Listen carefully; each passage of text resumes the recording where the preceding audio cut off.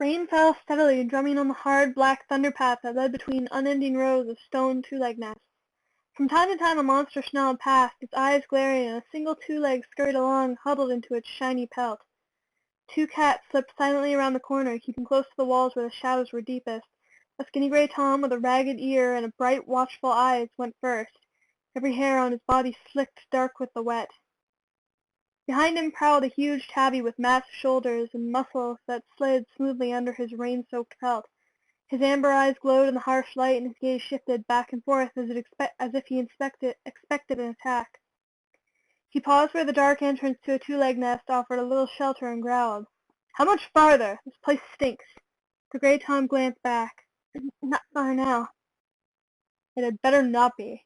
Grimacing, the dark brown tabby padded on, ears twitching irritably, flicking away the raindrops. Harsh yellow lights angled across him, and he flinched as the monster roared around the corner, throwing up a wave of filthy water that reeked of two-leg rubbish. The cat let out a snarl as the water slopped around his paws and spray drizzled down on his fur. Everything about the two-leg place disgusted him. The hard surface under his paws, the stench of monsters, and the two legs they carried in their bellies. The unfamiliar noises, and most of all, the way that he could not survive here without a guide. The tabby was not used to depending on another cat for anything. In the forest he knew every tree, every stream, every rabbit hole. He was considered the strongest and most dangerous warrior in all the clans. Now his sharpened skills and senses were useless. He felt as if he were deaf, blind, and lame, reduced to following his companion like a kit trailing helplessly after its mother. But it would be worth it.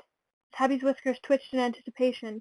He'd already launched a plan that would turn his most hated enemies into helpless prey in their own territory. When the dogs attacked, no cat would suspect that they had been lured and guided every step of the way.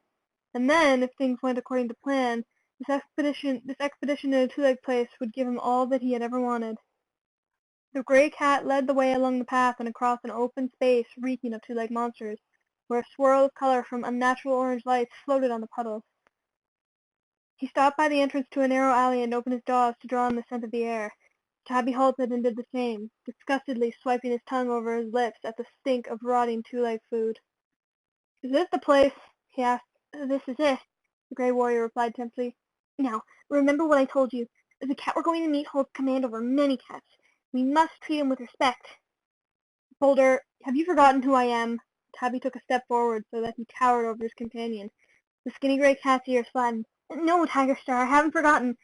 But you're not clan leader here." Tiger Star grunted. "Let's get on with it," he growled. Boulder turned into the alley. He stopped short after just a few paces when a huge shape loomed up in front of them. "Who goes there?" A broad-shouldered black and white cat stepped into the shadows. Strong muscles were outlined under fur plastered to his body by the rain. "Identify yourselves. We don't like strangers here." "Greeting, Bones," the gray warrior meowed steadily. "Remember me?" The black and white cat narrowed his eyes and was silent for a few moments.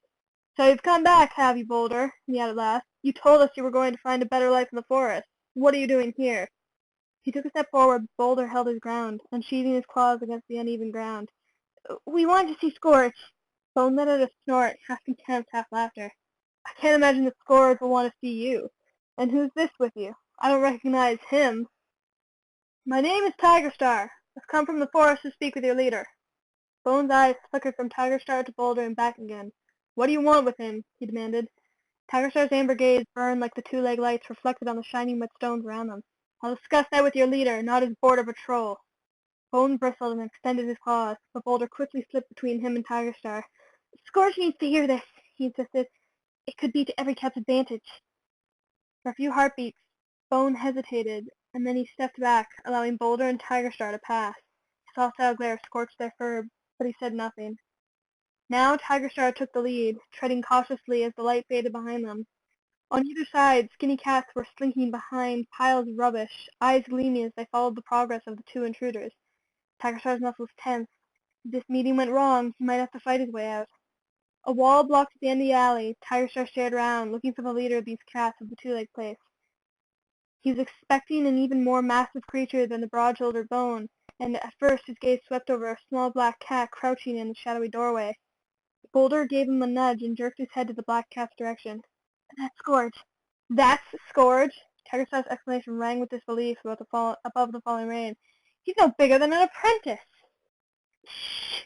Panic flared in Boulder's eyes. This may not be a clan as we know it, but these cats could kill if their leader ordered them to. It seems I have visitors. The black cat's voice had a brittle, high-pitched sound like the splintering of ice. I wasn't expecting to see you again, Boulder. I heard you'd gone to live in the forest.